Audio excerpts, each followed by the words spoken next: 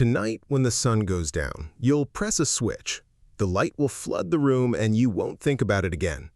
But for 99.9% of human history, that switch didn't exist. When the sun went down, the world went dark. And something in your brain, something ancient, something that has been running quietly in the background your entire life, still remembers what that darkness used to mean. This is the story of why you're afraid of the dark. And the answer is stranger than you think. Let's go back, not 100 years, not 1,000, 2 million years back. Your ancestor is standing on the edge of the African savanna as the sun drops below the horizon. He has no walls, no door, no lock. He has a body that runs slower than most things that want to eat it. And he has eyes that, unlike the eyes of the predators hunting him, are almost completely useless in the dark. The leopard hunting him right now can see in light levels 7 times lower than what your ancestor needs to see anything at all. Think about that for a second. 7 times. In the dark, your ancestor is functionally blind.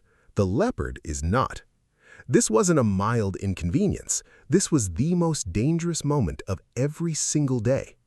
Researchers studying fossil records and predator-prey dynamics, including paleoanthropologist Lee Berger, who excavated some of the most complete early human skeletons ever found, discovered bite marks on early human bones that matched big cats.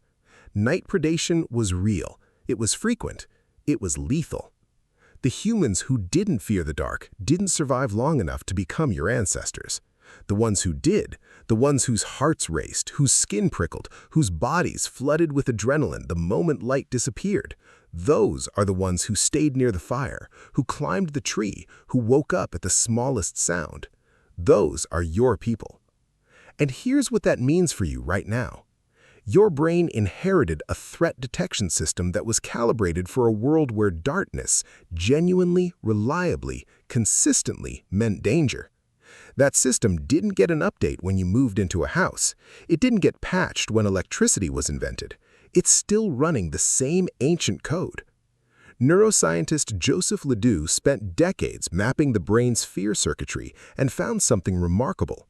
The part of your brain that processes fear, a small almond-shaped structure called the amygdala, can trigger a full fear response before your conscious mind has even registered what it's afraid of.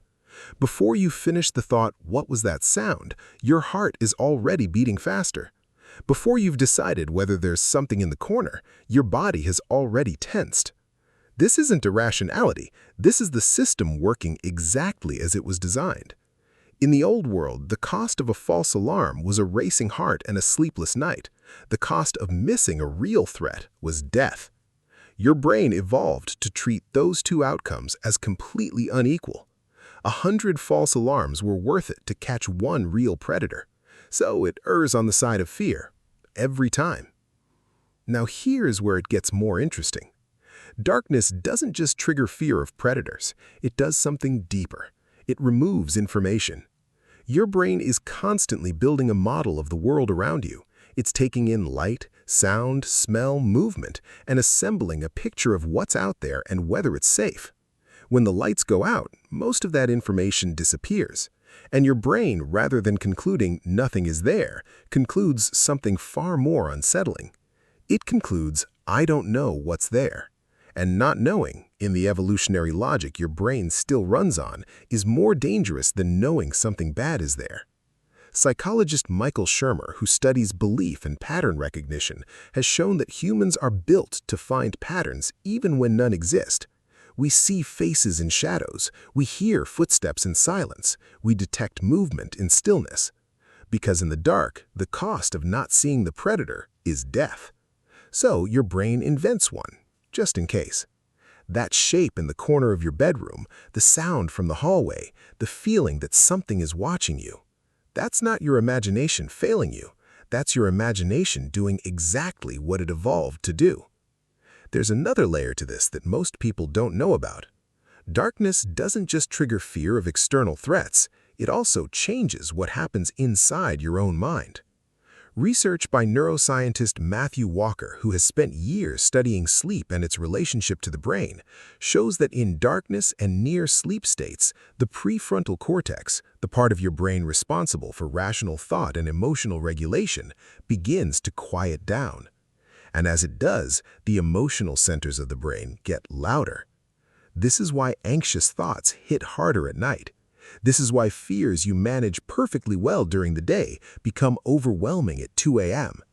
This is why grief, regret, and dread wait until the lights are off to fully arrive. Your rational brain is going offline, and the ancient, emotional, threat-detecting brain is taking the wheel. For your ancestors, this made perfect sense. Sleep was the most vulnerable state a human could be in. The brain needed to stay alert to danger even while the body rested. So it reduced rational filtering, it amplified threat detection, it kept you on the edge of waking, scanning for sounds, ready to run. That's the system you inherited. And now you lie in a safe room in a locked building, and your brain still runs the protocol. Here's what makes this even more remarkable. Fear of the dark isn't something you have to learn. Studies on infants show that fear of darkness begins to emerge around age 2, right around the time children develop enough cognitive awareness to understand that things can be hidden. Before that, darkness means nothing. After that, darkness means the unknown, and the unknown means danger. This fear wasn't taught to you by a scary movie or a story someone told you. It was waiting in your nervous system, ready to activate the moment your brain became sophisticated enough to understand what hiding means, what concealment means, what could be there that you can't see. So, what do you do with this? Understanding doesn't automatically make the fear disappear. That's not how the amygdala works, but it changes your relationship to it. The next time the lights go out and something in your chest tightens for just a second, you'll know exactly what that feeling is. It's proof that your ancestors were very, very good at staying alive.